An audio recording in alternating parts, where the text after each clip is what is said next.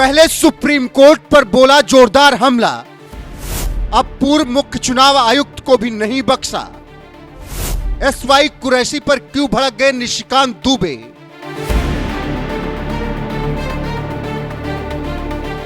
झारखंड की गोड्डा लोकसभा सीट से लगातार 4 बार के सांसद निशिकांत दुबे जब भी संसद में दहाड़ते हैं, तथ्यों के साथ विपक्ष की बखिया उधेड़ने में कोई कोर कसर नहीं छोड़ते। ये बात तो हर कोई जानता है, लेकिन इस बार निशिकांत दुबे संसद में दिए भाषण की वजह से नहीं, देश की सबसे बड़ी अदालत सुप्रीम कोर्ट पर सवाल उठाने के साथ ही पूर्व चुनाव आयुक्त एसवाई कुरैशी को मुस्लिम आयुक्त बताकर तहलका मचा दिया है। दरअसल जब से मोदी सरकार ने वक्फ संशोधन बिल देश में लागू किया, मुसलमान जहां सड़कों पर उतरकर विरोध प्रदर्शन कर रहे हैं, तो वहीं दूसरी तरफ विपक्ष इसके खिलाफ सुप्रीम कोर्ट पहुंच गया, जिसने कानून के कई पहलुओं पर सवाल उठाते हुए मोदी सरकार से 7 दिनों में जवाब मांग लिया। इसके बाद से ही सुप्रीम कोर्ट पर सवालों की बौछार हो रही है। बीजेपी सांसद निशिकांत दुबे ने तो यहाँ तक कह दिया कि अगर सुप्रीम कोर्ट ही कानून बनाएगा तो संसद को बंद कर देना चाहिए। आर्टिकल 141 कहता है कि हम जो कानून बनाते हैं, हम जो जजमेंट देते हैं, वो लोअर कोर्ट से लेकर सुप्रीम कोर्ट तक लागू है। लोअर कोर्ट से लेकर सुप्रीम कोर्ट तक लागू है, लेकिन कानून बनाने वाला जो है, आर्टिकल 368 क्या कहता है? आर्टिकल 368 कहता है कि इस देश के संविधान को, पार्लियामेंट को सभी कानून बनाने का अधिकार है। कानून की व्याख्या करने का अधिकार सुप्रीम कोर्ट का है। वो कह रहा है कि 3 महीने में जो है राष्ट्रपति बता दें कि क्या करना है, 3 महीने में गवर्नर बता दें कि क्या करना है, और उसके बाद आज जो है ये देश राम कृष्ण सीता राधा 12 ज्योतिर्लिंग से लेकर 51 शक्तिपीठ का है। सनातन की परंपरा है, लाखों साल की परंपरा है। आप जब राम मंदिर का विषय होता है तो आप राम मंदिर में कहते हो कि कागज़ दिखाओ, कागज़ दिखाओ। कृष्ण जन्मभूमि का मामला आएगा मथुरा में तो कहोगे कागज़ दिखाओ। आप जब शिव की बात होगी, ज्ञान वापी मस्जिद की बात आएगी, कागज़ दिखाओ। और आज केवल आप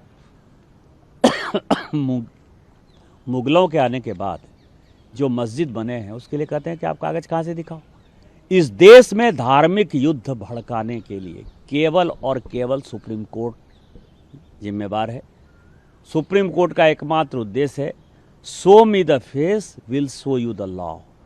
सुप्रीम कोर्ट अपनी सीमा से बाहर जा रहा है। सुप्रीम कोर्ट की सीमा यह है कि भारत का संविधान जिस कानून को बनाया, उस कानून की उसको व्याख्या करनी है, और यदि वो व्याख्या नहीं कर सकती है और सब कुछ के लिए सुप्रीम कोर्ट जाना है, तो इस संसद का कोई मतलब नहीं है, विधानसभा का कोई मतलब नहीं है, उसको बंद कर देना। वक्फ संशोधन कानून पर सुप्रीम कोर्ट में सुनवाई के बीच जब से बीजेपी सांसद निशिकांत दुबे ने कोर्ट पर ही सवाल उठाया है, विपक्ष जहां हाय तौबा मचा रहा है, तो वहीं बीजेपी अध्यक्ष जेपी नड्डा ने अपने ही सांसद के बयान से किनारा कर लिया है। ये मामला अभी थमा भी नहीं था कि इसी बीच देश के पूर्व मुख्य चुनाव आयुक्त एसवाई कुरैशी ने वक्फ संशोधन कानून के विरोध का राज छेड़ दिया और इस कानून पर ही सवाल उठाते हुए एक ट्वीट में कहा कि वक्फ कानून सरकार की एक खुली हुई दुर्भावनापूर्ण योजना है, जिसका उद्देश्य मुस्लिम समुदाय की जमीनों पर कब्जा करना है। मुझे विश्वास है कि सुप्रीम कोर्ट इसे जरूर संज्ञान मिलेगा। मुख्य चुनाव आयुक्त जैसा बड़ा संवैधानिक पद संभाल चुके एसवाई कुरैशी ने भी जब संवैधानिक रूप से बने वक्फ संशोधन कानून पर सवाल उठाया, तो बीजेपी सांसद निशिकांत दुबे ने उन्हें भी मुंहतोड़ जवाब देते हुए कहा कि आप चुनाव आयुक्त नहीं, मुस्लिम आयुक्त थे। झारखंड के संथाल परगना में बांग्लादेशी घुसपैठियों को वोटर सबसे ज्यादा आपके कार्यकाल में ही बनाया गया। पैगंबर मोहम्मद साहब का इस्लाम भारत में 1712 में आया। उससे पहले तो यह जमीन हिंदुओं की या उस आस्था से जुड़ी आदिवासी, जैन या बौद्ध धर्मावलंबियों की थी। मेरे गांव विक्रमशिला को बख्तियार खिलजी ने 1189 में जलाया। विक्रमशिला विश्वविद्यालय ने दुनिया को पहला कुलपति दिया, आतिशी दीपांकर के रूप में। इस देश को जोड़ो, इतिहास पढ़ो, तोड़ने से पाकिस्तान बना, अब बंटवारा नहीं होगा। कांग्रेस राज में साल 2010 से 2012 तक देश के मुख्य चुनाव आयुक्त रहे एसवाई कुरैशी ने जैसे ही वक्फ कानून पर सवाल उठाया, बीजेपी सांसद निशिकांत दुबे ने उन्हें इस्लाम का इतिहास याद दिला दिया और साथ ही ये भी बता दिया कि जब इस्लाम ने भारत में कदम भी नहीं रखा था, तब से हिंदू भारत में रह रहे हैं और इस हिसाब से तो पूरी जमीन पर हिंदुओं का अधिकार है। लेकिन इसके बावजूद जब अयोध्या राम मंदिर का मुद्दा कोर्ट गया तो सबूत मांगे गए और अब कहा जा रहा है कि मुगलों के समय की जमीन के कागज मुसलमान कहां से लाएंगे। खुद सुप्रीम कोर्ट ने कहा कि अंग्रेजों से पहले वक्फ रजिस्ट्रेशन नहीं होता था। कई मस्जिदें 13वीं 14वीं सदी की हैं, जिनके पास रजिस्ट्रेशन सेल डीड नहीं होगी। ऐसी संपत्तियों को कैसे रजिस्टर करेंगे? उनके पास क्या दस्तावेज होंगे? वक्फ बाय यूजर मान्य किया गया है। अगर आप इसे खत्म करते हैं तो समस्या होगी। वक्फ कानून पर ऐसे कई सवाल उठाते हुए सुप्रीम कोर्ट ने मोदी सरकार से 7 दिनों में जवाब मांगा है। अब देखना यह है कि सरकार सुप्रीम कोर्ट को क्या जवाब देती है। बहरहाल, जिस तरह से बीजेपी सांसद निशिकांत दुबे ने पहले सुप्रीम कोर्ट पर सवाल उठाए और फिर पूर्व मुख्य चुनाव आयुक्त को मुस्लिम आयुक्त बताया, इस पर आपका क्या कुछ कहना है? अपनी राय कमेंट कर हमें जरूर बताएं। साथ ही निशिकांत दुबे और दिग्गज वकील विष्णु शंकर जैन ने इस मामले में क्या कुछ कहा, आइए आपको सुनाते हैं। अब कल की हियरिंग में ऑनरेबल सुप्रीम कोर्ट ने कहा कि हम इसको थोड़ा इसमें इंटरिम ऑर्डर करना चाहते हैं और उसमें इंटरफियर करना चाहते हैं। तो मेरा सबसे पहला कहना यह है कि सुप्रीम कोर्ट इस मामले की आर्टिकल 32 में डायरेक्ट सुनवाई नहीं कर सकता है, क्योंकि जब ऐसे ही मामले पहले सुप्रीम कोर्ट आए थे तो बोला गया था कि आप हाईकोर्ट जाइए। पिछले 7 साल से 120 याचिकाएं अलग अलग हाईकोर्ट में लंबित है और कोई इंटरिम ऑर्डर जब हमने वक्फ एक्ट 1995 को चुनौती दी थी तो नहीं किया गया है। तो ये एक बहुत ही रॉन्ग प्रेसिडेंट सेट करेगा। Point number 1। पॉइंट नंबर 2, मैं आपको बताना चाहता हूं कि अभी दिल्ली में एक यमुना की रिवर बेड पे एक शिव मंदिर था, उसको तोड़ा गया और ये बोला गया कि भगवान शिव को हमारे प्रोटेक्शन की जरूरत नहीं है। मामला सुप्रीम कोर्ट आया, सुप्रीम कोर्ट ने भी उस ऑर्डर को अपहोल्ड किया।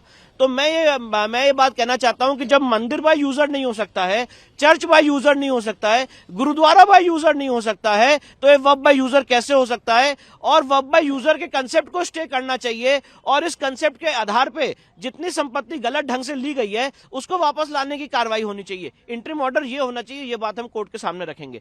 तीसरी सबसे महत्वपूर्ण बात यह है कि वक्फ एक्ट 1995 विद 2025 अमेंडमेंट, ये क्लैरिफिकेशन आना चाहिए कि ये नॉन मुस्लिम्स पे लागू नहीं होता है। मैं इस बात का समर्थन करता हूं कि नॉन मुस्लिम मेंबर्स को वक्फ बोर्ड और वक्फ काउंसिल से हटा दिया जाए, पर साथ में यह भी आना चाहिए कि वक्फ एक्ट 1995 या उसमें की गई कोई भी कार्रवाई नॉन मुस्लिम्स के ऊपर लागू नहीं होती। आप तो पूरा जो एक्ट है 1995 का उसे ही खत्म करने की कोर्ट से मांग कर रहे हैं। मैंने पूरा एक्ट खत्म करने की मांग नहीं की है। उस एक्ट में अभी भी जो प्रोविजंस हैं, जो रह गए हैं, जो गलत हैं, उसको खत्म करने की मांग की। फॉर एग्जांपल शामलद्दा, जो विलेज गांव समाज की संपत्ति मानी जाती है, उसको अभी तक नहीं हटाया गया, उसको खत्म करने की मांग की है। सेक्शन 6 में जो पर्सन एग्रीव्ड शब्द यूज है, जिसकी श्रेणी में नॉन मुस्लिम्स भी आते हैं, उसको खत्म करने की मांग की है। सेक्शन 8 में टैक्स पेयर्स के मनी को वक्फ के सर्वे में उपयोग करना का जो प्रावधान है उसको खत्म करने की मांग की है। सेक्शन आपका 36 जिसमें डबल रजिस्ट्रेशन का प्रोविजन है, कोई अपॉर्चुनिटी ऑफ हियरिंग देने का प्रोविजन नहीं, उसको खत्म करने की मांग की है। सेक्शन 41 में फिर से रजिस्ट्रेशन का प्रोविजन है, उसको खत्म करने की मांग की है। इंक्रोचमेंट हटाने के लिए जो एक स्पेशल पावर दी गई है सेक्शन 52, 53, 54 में, उसको खत्म करने की मांग की है। वक्फ ट्राइब्यूनल को खत्म करने की मांग की है। सेक्शन 89 में वक्फ के खिलाफ केस फाइल करना है तो नोटिस देना पड़ेगा, उसको खत्म करने की मांग की है। सेक्शन 101 में वक्फ को जो पब्लिक सर्वेंट का दर्जा दिया गया है, वक्फ बोर्ड के जितने लोग हैं उनको खत्म करने की मांग की है। तो इन सारे फिर मांगों पे भी सुप्रीम कोर्ट का हमारा निवेदन है, सुनवाई होनी चाहिए और इस पे भी इंटरिम ऑर्डर पास होना चाहिए। मैं आपको बताऊं कि एक आर्टिकल 377 था जिसमें होमोसेक्सुअलिटी जो है एक बड़ा अपराध था।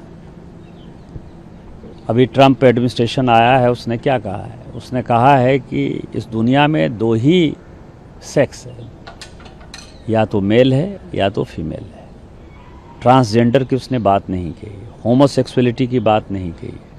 पूरी क्रिश्चियन कम्युनिटी हो, पूरी हिंदू कम्युनिटी हो, पूरी मुस्लिम कम्युनिटी हो, पूरी बुद्ध हो, जैन हो, सिख हो, सभी ये मानते हैं कि होमोसेक्सुअलिटी एक अपराध है। सुप्रीम कोर्ट ने वन फाइन मॉर्निंग कहा कि नहीं, ये केस हम एबॉलिश करते हैं, ये आर्टिकल एबॉलिश करते हैं। हमने आईटी एक्ट बनाया। आईटी एक्ट में सबसे ज़्यादा दुखी कौन है? महिलाएं हैं, महिलाओं के पॉर्न आते हैं, बच्चे हैं, बच्चे के पॉर्न आते हैं, उनकी सेक्सुअलिटी के बारे में जो है हंगामा होता है। एक दिन सुप्रीम कोर्ट खड़ा होता है, वो कहता है 66 से ख़त्म कर दिया हमने, आईटी एक्ट ख़त्म कर दिया। अभी आप समझिए, मैंने आर्टिकल 141 का बहुत बड़ा जो है अध्ययन किया है। आर्टिकल 141 कहता है कि हम जो कानून बनाते हैं, हम जो जजमेंट देते हैं, वो लोअर कोर्ट से लेकर सुप्रीम कोर्ट तक लागू है। लोअर कोर्ट से लेकर सुप्रीम कोर्ट तक लागू है, लेकिन कानून बनाने वाला जो है आर्टिकल 368 क्या कहता है? आर्टिकल 368 कहता है कि इस देश के संविधान को, पार्लियामेंट को सभी कानून बनाने का अधिकार है। कानून की व्याख्या करने का अधिकार सुप्रीम कोर्ट का है। वो कह रहा है कि 3 महीने में जो है राष्ट्रपति बता दें कि क्या करना है, 3 महीने में गवर्नर बता दें कि क्या करना है, और उसके बाद आज जो है ये देश राम कृष्ण सीता राधा द्वादश ज्योतिर्लिंग से लेकर 51 शक्तिपीठ का है। सनातन की परंपरा है, लाखों साल की परंपरा है। आप जब राम मंदिर का विषय होता है तो आप राम मंदिर में कहते हो कि कागज़ दिखाओ, कागज़ दिखाओ। कृष्ण जन्मभूमि का मामला आएगा मथुरा में तो कहोगे कागज़ दिखाओ।